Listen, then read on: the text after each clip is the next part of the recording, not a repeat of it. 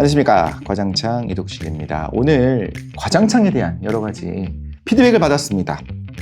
초심을 잃었다, 과거로 장난친다면서 왜 이렇게 진지하게 가냐 해서 가볍고 말랑말랑한 주제를 한번 준비해 봤습니다. 앞으로 파격적인 이야기들 많이 할 거고요. 장홍재 교수님을 초대를 해서 우리 홍재 교수님이 가지고 있는 그 모든 내용들을 뽑아 먹도록 하겠습니다. 가장 오늘 재밌고 쉬운 주제죠? 이거 추천해 주셨다면서. 이거 하면 모두들 좋아한다. 이거 너무 몰아가시는 것 같은데. 조회수 200만. 네, 좋아했으면 좋겠다. 네. 라는 기대감을 갖고. 화학 교수님입니다, 교수님. 이렇게 젊은 나이에. 좀 신뢰가 가는 비주얼이 되지 않았나, 이제. 우리 교수님은 항상 머리가 길어서 뒤에서 보고 이제 많은 분들이 이렇게 홍대에서 촬영하고 있거든요. 번호 따러 이제 오시는 분들도 좀 있었다 얘기를 들었었는데 이제는 뭐 그런 일들 없을 것 같습니다. 다시 길러야죠. 우리 장홍재 교수님 얘기를 잠깐 들어보니까 원래 화학과 교수님들이 그런 거 한대요. 장 교수 지난번 뭐 이런 거 우리 게임이나 한번 해보지? 1911년 노벨 화학상 누구지? 이런 거 맞추기 게임. 금시초문이긴 한데 꼭 제가 게임을 만들어서 이겨볼게요. 왜냐면 이제 노벨상이라는 게 너무나도 권위 있는 상이다 보니까 우리가 함부로 장난삼아 이야기하지 않고요. 또 저희는 동종업계다 보니까 네. 괜히 함부로 평가하기가 어려운 주제지만 오늘은 평가한다고 들었습니다. 오늘은 뭐 그래도 소개하고 싶은 내용들을 가져와 봤습니다. 그래서 저도 이제 쭉 훑어보다 보니까 전 잘 모르는 내용들이 많은데 여러분도 같이 한번 생각해 보면 좋을 것 같아요. 이때 이분이 대단한 걸 했구나. 그런데 이거 솔직히 나도 그때 이 정도면 나도 했겠다라는 생각을 장홍재 교수님이 한 번씩 하실 것 같다는 생각을 해요. 물론 시대적인 맥락을 고려해야 되지만 그 당시에 이런 생각을 했었던 건 파격이지만 어떻게 생각하십니까? 이 정도 업적으로 이런 거 생각하십니까? 그러진 않는 게 제가 항상 생각하는 게 지금 못하면 그때도 못했고 그때 못하면 지금도 못합니다. 그래서 열심히 사는 거죠. 자, 그러면 어떤 노벨상 탑 10이죠? 노벨 화학상입니까? 아니면 그냥 노벨상입니까? 노벨 화학상인데 이 탑 10이라고 말하기 좀 어렵지만 저의 주관적인 기준으로 봤을 때 이게 얼마나 파급력을 미쳤고 또 여러분과 얼마나 친숙한, 제가 보기에는 이게 굉장히 재밌고 신기한 걸 수도 있지만 정말 이게 뭔지 설명을 우리가 짧은 시간 안에 하기 어려운 것들도 많기 때문에 맞습니다. 네. 우리가 지금까지 이 과학이 발달하기까지 영향을 준 가장 중요한 것들을 제 나름대로 꼽아봤습니다. 네, 교육적으로도 도움이 되는 거죠? 그렇죠. 왜냐하면 교육 과정에도 이런 내용들이 많이 들어가 있고 여러분이 배우는 거랑 다 연관성이 있죠. 이름을 들어본 화학자 몇 명 있는지를 한번 꼽아보는 것도 흥미로울 것 같고, 그리고 이분이 어떤 업적이 있었고 화학계 어떤 공헌을 했는지를 이번 기회에 알아두면 저는 심지어 자녀 교육에도 도움이 되지 않을까 생각을 합니다. 제일 먼저 말씀드리고 싶은 건 로버트 번스 우드워드라는 교수님이세요. 업적만 찾아보면 제목을 보면 뭔지 감이 하나도 안 옵니다. 과거 생물에 의해서만 산출된다고 여겼던 스테롤, 클로로필의 합성. 근데 여기서 알 수 있는 거는 이제 클로로필이라는 단어는 그래도 조금 친숙하죠. 엽록소를 클로로필이라잖아요. 그렇죠. 클로로필이 많이 들어있는 뭐 그런 거 많이 먹기도 하고. 먹기도 하죠. 네. 근데 여기서는 이거를 만들었어요. 식물이 만들고 이런 게 아니라 사람이 만들었어요. 그럼 뭐 유기화학을 그렇죠. 깨뜨렸다. 전합성이라는 분야를 본격적으로 시작하신 분야 볼 수 있고요. 그래서 인물만 먼저 따져보면 몇몇 분은 노벨상을 한 분에 2개 받았다. 또 어떤 집단은 몇 개를 받았다. 이런 식으로 여러 번 받은 분들을 우리가 대단하다 보잖아요. 네. 이분은 사실상 한 번 받긴 했습니다. 네. 근데 기회는 3번 있었어요. 뭐냐면 원래 하던 분야가 이 분야 말고 다른 분야 하다가 이거는 내가 할 만큼 했다, 재미없어 하고 떠났는데 그걸 이제 계속 하신 분들이 뒤에 받기도 했고 천재네요. 또 하나는 이미 받을 준비가 될 정도 됐는데 돌아가셔서 못 받고, 그래서 잘만 풀렸다면 한 분야에서 3번 받은 유일한 인물이 될 정도로 천재적인 분이었어요. 이 엽록소라는 게 우리한테 그냥 녹색의 물질 같지만 구조를 찾아보면 되게 복잡합니다. 그냥 고리 속에 막 뭐 들어있고 길쭉한데 만들었어요, 합성만으로. 근데 이거 어렵지 않나요? 이렇게 어떻게 만들죠? 엄청 어렵죠. 거의 막 몇십 스텝을 걸치고 엄청 오랜 시간을 걸쳐서 만드셨고 이걸 하면서 이제 사람들이 자신감이 생긴 거죠. 예를 들어 천연물들, 우리가 이거를 먹으면 어디 좋아. 근데 그러기 위해서는 이거를 막 퍼먹어야 되는 거예요. 바가지에 넣고 너무 많이. 근데 그 핵심 성분만 만들 수가 있다면은 약으로 만들 수가 있겠죠. 그렇죠. 이제까지는 그걸 만들 줄 몰라서 다 이 몇 킬로를 잡아서 짜내가지고 그 조금을 얻었는데 이거를 시작으로 우리 이제 뭐든지 만들 수 있다. 화학은 만들 수 없는 게 없어 라는 시간이 시작된 겁니다. 이렇게 복잡한 것조차 할 수 있었다. 네. 그래서 전합성이라는 분야의 전합성. 핵심. 전합성이 뭐죠?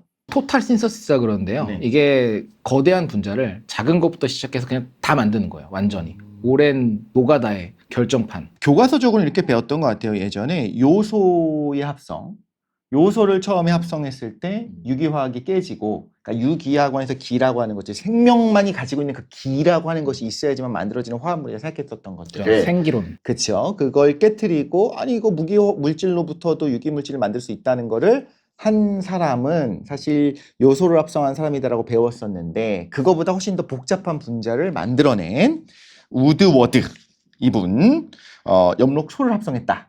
뭐 정확히는 비타민 B12라는 걸 만든 게 가장 큰 B12. 업적으로 되어 있습니다. 구조 찾아보시면 네. 엄청 복잡해요. 그러니까요. 이거 뭐 이게 이거 어떻게 했을까 싶긴 한데 자 이분이 그래서 몇입니까? 저는 11호. 얼마나 대단한 분들이 지금 기다리고 있는지 아시겠죠? 네. 98765431 대단합니다.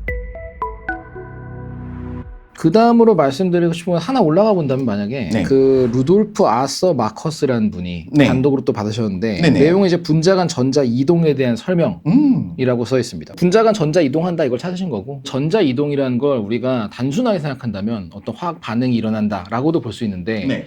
지금 생각하는 태양광 발전이니 뭐니 이런 게 결국에는 전자가 이동하는 거거든요. 그 모든 거에 이제 시작 단계까지 가신 거예요. 그래가지고 이걸 시작으로 우리가 이 모든 물질을 만드는데 전자가 관여하는데 그걸 우리가 마음대로 이동시킬 수가 있고 어떤 반응이 있다.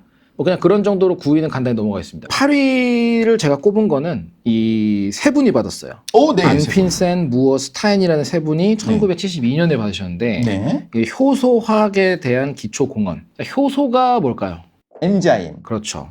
효소는 뭔가 우리 몸속에서 혹은 생명체에서 반응을 빠르게 보내주는 건데 우리가 알고 있는 효소는 가끔 그런 요리 프로나 네. 뭐 담금주랑 이런 거 만드는 분들 보면 네. 뭐 매실 효소라든지 이렇게 효소란 이름으로 여러 가지 쓰잖아요. 효소가 약간 꼴 넣고 막 설탕 넣고 해서 무슨 효소 하시는데 우선 그건 다 효소가 아니라 청이고요. 그거는 그냥 뭐 조리 그런 거고 효소는 반응을 빠르게 만들어주는 거예요. 촉매 역할을 한다. 이게 얼마나 중요한지 뭐 한 두 개 정도 예를 들어볼게요. 우리가 숨을 쉬죠. 네. 숨을 쉬면은 산소가 들어가요. 그리고 내뱉으면 이산화탄소를 내뱉게 되죠. 들어가는 산소는 들어가는데 이산화탄소가 어떻게 돌아갈까요? 적혈구가 막 산소처럼 들고 올 것 같아요? 아니면 어떻게 가져오실 것 같아요? 이산화탄소가 혈액 속에서 헤모글로빈이랑 결합해서? 그렇죠. 그럴 것 같지만 피에 녹아서 나옵니다. 피에 그냥 녹진 않고 네. 헤모글로빈이 그거를 잘 녹도록 도와주는 효소를 가지고 있어요. 만약 이게 없었다면 녹는데 5분 정도가 걸려요. 근데 우리 숨 쉬는 건 5분 훨씬 빠르잖아요. 그쵸. 그러면 이제 내보내지 못하고 죽는 거예요. 그러니까 속도를 빠르게 하는 역할이 여기 딱 드러나네요. 심지어 우리 몸에 한 5,600만 년인가 걸리는 반응도 있어요. 그냥 놔두면요. 근데 이거가 효소가 있어서 우리가 살아가는 시간 동안에 거의 1단위로 돌아갈 수가 있는 거라서 효소가 없으면 그냥 다 죽습니다. 생명체는. 멋진데요. 우리 몸 안에 5,600만 년이 걸리는 화학 반응이 여러분과 저희 몸속에 일어나고 있다.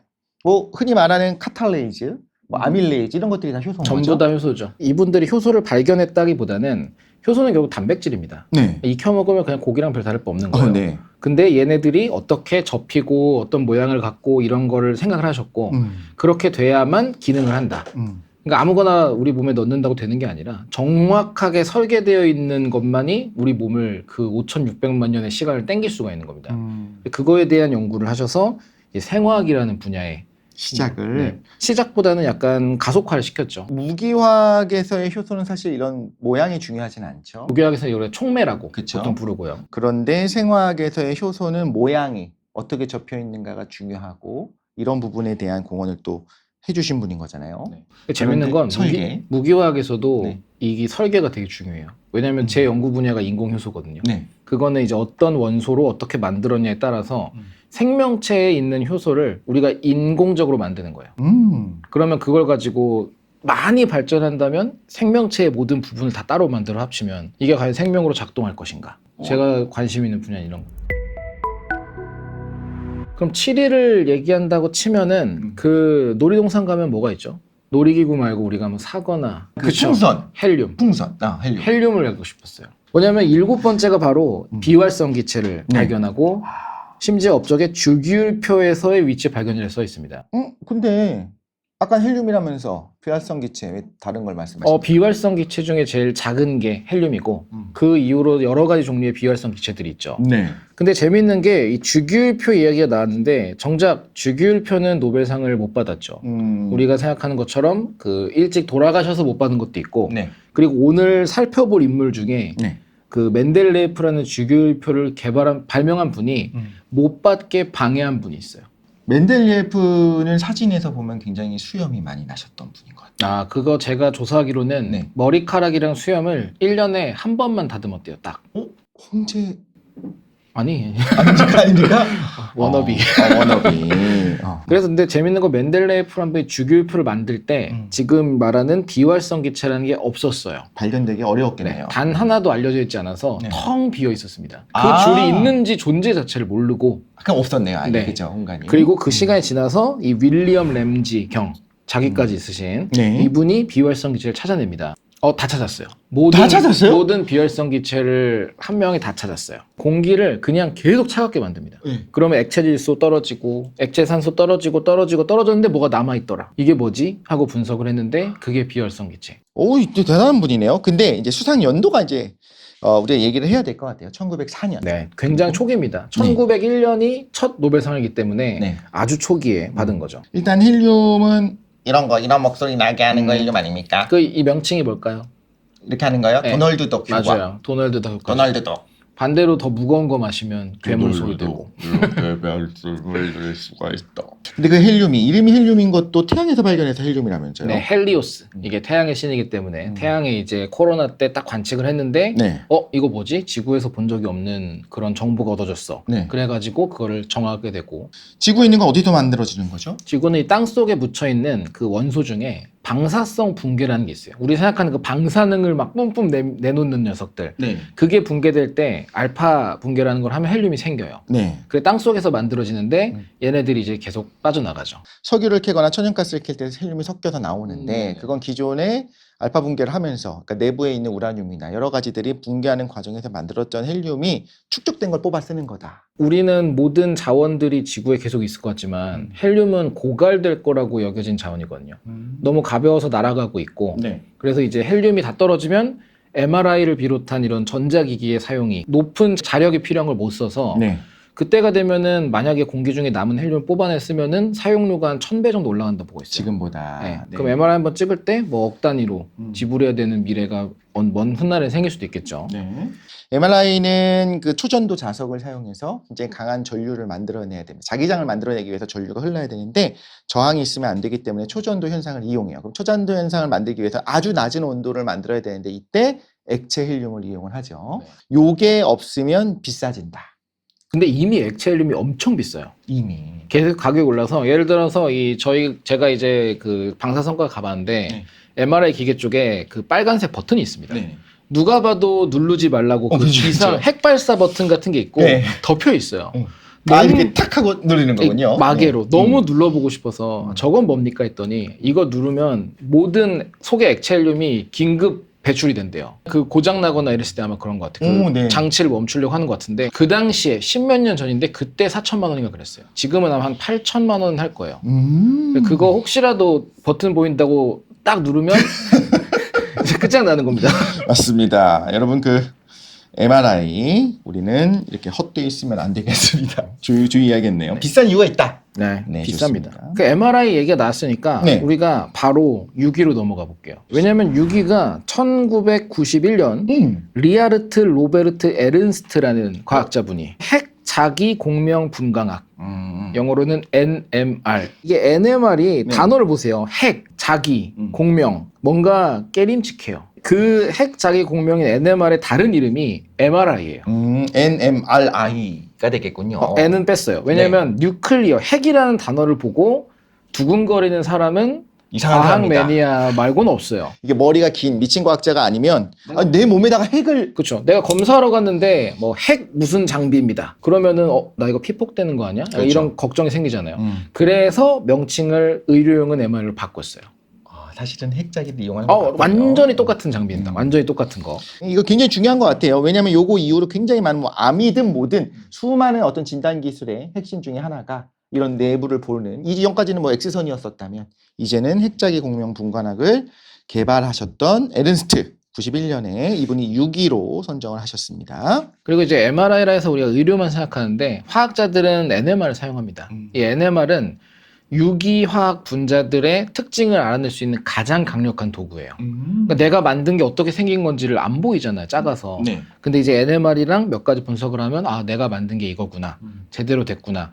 그래서 이 이후에 모든 화학의 발전은 이 NMR을 사용하고 있습니다. 지금도 학교마다 다 한두 대씩 가지고 있는. 그 전에는 X선 분광학 이런 걸 썼었다면 맞습니다. 그 우드워드라는 분이 굉장히 복잡한 거 했다고. 네. 이때 NMR이 없었어요. 그래서 야, 이거 어떻게 분석했을까요? 온갖 방법을 X선 분광 다 해가지고 해낸 네. 거라 더 힘들고 고된 상황이었죠. 네. 그래서 NMR이 6위. 이거 없으면 어떻게 됩니까? 없으면 좀 더 고된 삶이 되겠지만 저는 유기화학자가 아니라서 큰 네. 상관없습니다. 과학자들이 이렇습니다. 5위는 이제 모두가 알고 계실 주제. 리튬이온. 네, 네. 구디너프, 휘팅엄, 요시노 아키라 세 분이 이제 2019년 가장 최근이죠. 제가 골라온 것 중에 가장 최근인데 네. 우리가 쓰고 있는 리튬 이온 배터리 맞습니다. 휴대폰에 들어있고 태블릿에 들어있고 거기 들어있는 이 리튬 이온 배터리를 만든 성함이 good enough가 있네요. 그 영어로도 충분히 좋아 똑같습니다. 네. good enough입니다. 근데 연세가 좀 많으셨나 봐요. 네, 노벨상 받으셨을 때 제 기억에 90군가 100인가 정도셨던 것 같아서 네, 네. 최고령자로 남아있어요. 노벨상 네. 수상자 중에. 이 리튬이온 전지가 흔히 말하는 2차 전지 중에 하나인 거죠. 네. 그래서 2차 전지 주식 하나 추천해 주신다면요? 오늘 오는 길에 지하철 사게 되는데 제가 투자한 주식이 23%가 떨어졌어요. 오늘. 묻지 마세요. 안 되겠군요. 네, 네, 매우 슬픈 상태입니다. 지금. 어딘지는 저희가 비밀로 해야 된다. 네. 리튬이온 전지 없으면 전기차니 뭐 지금 우리 하고 있는 그 수많은 것들이 다 안 되는 거 아닙니까? 아무것도 없죠. 그쵸. 진짜 건전지 넣으셔야죠 그러면. 전기 자동차가 실제로 지금 이렇게 실판되고 사용되기까지 이렇게 오랜 시간이 걸린 건 뭐냐라고 한다면 결국엔 배터리 기술이 워낙 부족했기 때문인 거잖아요. 리튬이온이 이것을 했다. 4위는 아실 수도 있어요. 1903년 네. 스반테 아레니우스. 아레니우스 산, 아레니우스 염기 이런 거 예전에 들었던 기억이 정확히 그분입니다. 네. 그 가져온 것 중에 제일 먼저 받으셨는데 네. 이분이 그분이에요. 스웨덴이죠? 네, 국적은 스웨덴. 스웨덴의 이름 중에 하나가 이제 스벤. 이번 스반테군요. 근데 이분이 그 사람이에요. 어, 아까 말했던 이분이 바로 그분. 네. 네. 멘델레예프의 숙적. 음. 그렇게 된 이유가 업적을 보면 전기 해리 이론이라 써 있죠. 네. 이게 쉽게 말해 아까 말씀하신 산염기. 그리고 전 물에다 넣으면 얘네들이 전기를 성질을 갖는 그 이온이라는 걸 나눠진다. 요런 걸 하셨는데 네. 우리가 멘델레예프 얘기 들으면 주기율표 만든 사람 네. 끝입니다. 네. 근데 멘델레예프의 원래 연구 분야는 그게 아니었어요. 물과 에탄올을 섞는다거나 네. 이렇게 용액들을 섞어서 어떤 일이 생기나 그 액체에 대한 연구를 하는 분이었습니다. 그러다 보니까 이 전기 해리 이론이랑 부딪힌 거예요. 얘네도 왜냐면 다 섞어가지고 어떻게나 본 거니까. 네. 그래서 내가 보기에 이 아레니우스의 이론은 틀렸다. 잘못됐다고 대립을 합니다. 먼저 선빵을. 그래서 멘델레예프가 더 유명했어요. 멘델레예프가 미터법도 도입한 게 멘델레예프예요. 오. 러시아 모든 과학계에 네. 미터법을 처음 도입한 사람. 오. 교과서 쓰고 뭐하고 제일 유명한 사람이 멘델레예프였습니다. 화학 네. 쪽에서는. 네. 그러니까 이제 싸움이 났는데 이제 결국에는 아레니우스 이론이 맞았대서 받았죠. 그 다음 해에 원래 그러니까 바로 아까 봤던 비활성 기체 받았던 1904년에 주려고 했습니다. 윌리엄 렌즈경 대신에. 네, 멘델레프가 제일 유력했는데 절대로 안 된다고. 이 투표랑 하는 그 위원회에 또 계셨어요. 아레니우스가. 네. 그래서 선동을 해가지고 못 받게 됐어요. 음. 왜냐면 멘델레프가 개발했을 때 비활성 기체도 없었는데 네. 지금 그 불안전한 걸로 상을 준 게 말이 되냐? 못 받습니다. 아. 그 다음에 또 유력한 1순위였어요. 멘델레프가. 네. 그때는 우리가 오늘 얘기할 분은 아니지만 그 무화상이라고 플로린, 불소 이걸 발견한 분을 줬습니다. 심지어 중간 투표 때 멘델레프가 더 많이 받았는데도 재투표 해가지고 뒤엎어가지고 아레니우스가 뭐 요게 조금 그 위원회에서 약간 끝발이 있던. 끝발이 있었던 분이었군요. 그래서 그 다음에는 무조건 받는데 돌아가셨다. 노벨상은 살아있는 분에게만 주기 네, 때문에. 그래서 네. 못 받게 만든 1등 공신. 인선이 뭐 일어날 수 됐습니까? 있는 문제라고 봐요. 그냥 사람이 하는 일이니까 각자 뭐 연구나 그런 공부로는 똑똑했지만 뭐 사람이 싫은 거 어쩌겠어요? 일단 멘델리예프의 주기율표는 우리가 교과서에서 배울 정도로 유명하긴 한데 멘델리예프가 생각했었던 거는 그 원자량을 기준으로 했었었다. 근데 실제로 주기율표는 원자 번호, 그러니까 양성자의 숫자를 기준으로 하잖아요. 그런 면에서 조금 아쉬움이 있다라고 예전에 배웠던 것 같아요. 하나로. 멘델리예프의 아쉬움 이런 게 하나가 있었던 것 같고. 근데 아레니우스가 왜 지금 4위입니까? 이 산염기라는 개념과 관련된 것 중에 받은 유일한 분인데 사실 제일 중요한 게 산이랑 염기예요. 우리 뭐 세제 얘기 많이 해봤잖아요 이전에도. 네네. 결국엔 그게 다 산이랑 염기였었죠. 네. 그래 뭐 섞으면 안 된다, 뭐 좋다, 잘 닦인다. 결국 산이랑 염기 문제였고. 네. 뭐 음식이라든지 신맛 내는 것도 산이고 하니까 그러네요. 산염기가 제일 중요한 것 중에 하나입니다. 산염기 이론도 과거부터 되게 많이 이어져요. 근데 정말 우리 생각보다 오래전부터입니다. 그 화학계에서 나오는 라부아지 누구나 들어보신 적 있는 그때 산염기가 시작돼서 오다가 네. 고전 산염기라는 것의 시작이 아레니우스고 네. 그 다음에 하나하나 발전하게 된 겁니다. 그래서 이 뭔가가 녹아서 이온을 갖는 뭔가로 쪼개져서 그렇다라는 생각을 처음 한 거기 때문에 네. 제일 중요하다고 볼 수 있고요. 그리고 아레니우스는 물에 대해서 핵심을 잡았었어요. 물이 제일 중요해 사실은. 물에 우리에게는. 녹아야 된다. 네. 아. 우리가 유기용매를 살면서 쓸 일은 별로 없지만 그렇죠. 물은 쓰잖아요. 우리 네. 몸의 70%가 물이고 지구의 70%가 물로 덮여 있고 음. 그렇기 때문에 물에서 어떻게 되느냐 이게 굉장히 중요한 거기 때문에 아레니우스가 한 일은 엄청난 파급력을 간다 볼 수 있습니다. 화학자들 사이에서뿐만 아니라 우리 모두에게 굉장히 중요하고 어떻게 보면 우리가 산염기가 물속에서 뭐 수소 이온이 되고 염기성이 되는 OH-가 나고 이런 식으로 당연하게 지금 초등학생들도 알고 있잖아요. 하지만 그걸 처음 알아내고 밝혀낸 분이다라는 거죠. 네. 3위는 좀 더 현대로 가서 네. 2010년에 오, 네. 핵 H 아키라라는 세 분이 받은 아, 세 분입니까? 네, 이름이 리처드 핵, H. 네기시 H, 스즈키 아키라 네. 팔라듐 촉매 교차 결합 연구 이름이 굉장히 멋있죠? 그렇죠. 팔라듐 자체가 약간의 그 멋짐이 있습니다. 팔라듐 그 아이언맨에 나오잖아요. 이거 네. 아크 원자로를 네네. 팔라듐 아크 원자로라고 해가지고 세모 모양 그런 식으로 바꾼 게 오, 맞아, 맞아. 그랬던 그 팔라듐이라 나요. 근데 팔라듐으로는 독성이 있었나? 원자로를 못 만듭니다. 실제로는 안 된다. 절대 안 돼요. 절대 안 되는 거고 하지만 이름이 멋있어서 한 게 아닐까. 음. 촉매 교차 반응이라 보통 말하는데 이것도 멋있는 거죠. 핵심만 말하자면 이거는 그냥 탄소랑 탄소를 연결하는 방법을 만들었습니다. 제일 중요한 거예요. 탄소랑 탄소를 연결하면 합성이 좀 쉬워질 수 있겠다? 탄소가 다른 거랑은 붙기 쉬워요. 뭐 산화시켜 산소가 붙는다거나 그러네요. 질소를 붙거나 근데 그러네요. 탄소끼리 딱 붙이는 게 굉장히 어렵습니다. 그거 잘 되면 왠지 다이아몬드도 쉽게 만들 수 있을 것 그렇죠. 같고. 뭐든 되고 그리고 우리가 손 세게 잡으면 손이 붙을 수도 있겠죠. 탄소끼리만 다 연결돼 버리면. 그래서 제가 장홍재 교수님과 손을 세게 잡지 않습니다. 붙을까 봐요. 팔라듐 묻히고 잡아야겠다. 아, 그럼 진짜 붙을 수 있는 아니 겁니까? 아니요 절대 안 돼. 오, 네. 그럼 굉장히 중요한 질문 하나 드릴게요. 3위입니다. 아주 높은 순위를 매기셨어요. 네. 그런데 이름이 멋있어서 매기신 겁니까? 그렇진 않죠. 왜냐하면 탄소끼리 붙인다는 게 대단한 이유가 결국엔 탄소끼리 붙여야 새로운 물질을 만들 수 있어요. 지금 이게 사용되는 게 신약 개발이라든지 이런 쪽에 엄청 많이 쓰이고 있어요. 그러니까 이 물질이 약효가 있는 거 알았어요. 네. 그러면 얘를 대량 생산해야 쓰잖아요. 네. 그러려면 이거를 만드는 방법이 필요한데 요 팔라듐 반응 같은 걸 쓰면은 아주 빠르게 원하는 위치에 단축할 갖다 수가 붙일 있죠. 수 있어요. 그렇죠. 아, 그럼 기존에는 예를 들면 어떤 그러니까 거대한 분자, 특히나 모양이 중요한 생분자를 합성해야 된다라고 했을 때는 어떤 전구체 물질들을 적절하게 해갖고 요거 붙이고 요거 쪼개고 또 붙이고 이런 식으로 했었다면 지금 마치 레고 조립하듯이 하나씩 마치 3D 프린터로 인쇄하듯이 하는 것이 어느 정도는 말하자면 가능해졌다라는 건가요? 네, 예전이었다면은 붙이고 싶은 곳을 뭐 서로 맞물리는 형태로 다 가공을 해서 네. 작용기를 바꾸고 붙여서 용접을 하듯이 반응을 보내고 필요 없는 걸 잘라내고를 다 해야 됐어요. 네. 근데 이거는 준비해서 딸깍하면 붙일 수 있어요. 클릭 반응 정도는 아니지만 네. 그래도 어디든 적용할 수 있는 굉장히 효율적인 반응입니다. 근데 하나 궁금한 게 있습니다. 왜 이름이 이렇게 멋진 팔라듐입니까? 소행성 이름이에요. 팔란디스인가 해갖고 태양계는 소행성인데 네. 그 원소 이름을 붙일 때는 그 당시 발견된 행성이나 천체 이름을 붙이는 게 유행한 적이 있었어요. 한때. 네. 뭐 우라늄, 뭐 넵투늄, 플루토늄 등등 많은데 다 그렇군요. 네, 그런데 이것도 소행성 이름으로 네. 붙여가지고 했던 거예요. 그냥. 팔라듐으로. 다른 이유는 없습니다. 그 행성에 이게 많거나 이것도 아니고 네. 그냥 비슷한 시기 발견됐으니까 기념비적으로 하자. 2위는 제가 굉장히 좋아하는 분.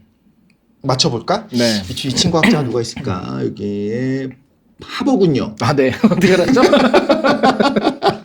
네. 어떻게 하셨지? 네. 2위는 하버의 암모니아 합성. 네. 뭐 암모니아 합성의 중요성은 뭐 논할 필요도 없게 굉장히 중요하죠. 냄새 많이 나지 않습니까? 이게 있어야 비료를 만들 수 있던 거였고 이 지금 거의 전 세계 인구가 한 70억 좀 넘잖아요. 거의 80억 돼가네요. 80원 넘은 것 같아요. 네네. 그 중에 한 3분의 1이 이 암모니아 합성 덕분에 먹을 수가 있어요. 없었다면은 최소한 인구가 지금보다 30에 40%는 날아갑니다. 30에 40%. 네, 식량 공급에 한계가 오기 때문에. 그래서 모두를 먹이고 있는 방식이고. 하버에 대해서 우리가 이거 정도 알아두면 좋겠다 하는 거 하나를 말씀해 주신다면요? 뭐 하버가 그 전범이 아니었다는 거. 그래서 우리 생각에는 막 독가스를 만들고 그걸로 많은 사람을 죽게 되는 계기를 해서 뭐 부인도 죄책감에 자살하고 이런 여러 가지 이야기했지만 네. 전부 다 뻥이라는 거. 아, 거짓말입니까? 아니 그 극작가가 바꾼 거예요. 약간 그 모차르트와 살리에리 이야기도 네. 둘이 되게 존경하고 사이 좋은 사이였잖아요. 원래 그래요? 실제로는. 그렇습니까? 예, 근데 그걸 극작가가 라이벌 구도로 만들면서 살리에르 증후군이니 뭐 이런 게 생길 때까지 그렇죠. 그건 다 왜곡. 네. 똑같은 맥락입니다. 네. 자극적으로 이제 극을 만들려고 바꾼 거라 그 부인이 뭐 세상을 떠난 거는 약간 심한 우울증이 있어서 전혀 예상치 못하게 그런 일이 생긴 거고 네. 또 독가스 같은 것도 국제법에 준수하면서 사용을 했다. 그리고 먼저 쓴 것조차 프랑스가 먼저 사용했다. 아, 프랑스 먼저. 네, 최루 무기 사용이 금지돼 있었어요. 네. 근데 프랑스가 먼저 써버리니까 아 이걸 투척하면 안 된다. 그래서 하버는 땅에 묻어놓고 거기서 나오게 했어요. 던지지 않았습니다. 아. 그러니까 법은 다 지켰어. 법은 지금 네. 독일 느낌이 나네요. 네, 준법 정신은 네. 철저하다. 그거 했던 네. 게 1차 대전 때라 그쵸. 그렇게만 나치나 이런 게 아니었기 때문에 1차 대전과 2차 대전이 구분할 필요는 좀 있고요. 아, 많이 다르죠. 1차 대전에 독일을 아프다고 하기도 어려운 부분들이 있고 모두가 2차 공범. 그렇죠. 그리고 하버는 오히려 유대인이었기 때문에 2차 대전 때는 탈출을 하게 되잖아요. 그때 1차 대전에서 하버를 비난했었던 오히려 그 동료 과학자들이 꺼내줬다, 도와줬다. 이게 시사하는 바가 있는 거죠. 이 과학자로서의 하버는 뭐 나쁜 놈 이렇게 생각할 건 아니다. 그리고 오히려 많은 사람을 어떤 식량 위기에서 구해낸 인물이다. 굉장히 저도 중요한 것 같아요. 암모니아 합성이 사실 그렇게 어렵지 않잖아요. 솔직히 이제 결과만 보고 나면 그렇게 어렵지 않잖아요.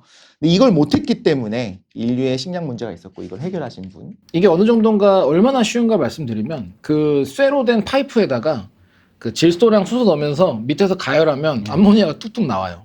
그 정도예요. 그거예요. 오. 근데 이게 철이라는 게 촉매로 되는지 또 네. 어떤 걸 써야 되는지 이거를 다 찾아낸 거가 컸고 네. 그 이전에도 연구했던 분들 많았지만 상업화까지 가는 데는 유일하게 이것만 성공했었죠. 그러면 우리가 진짜 아니 하버가 1위가 아니다.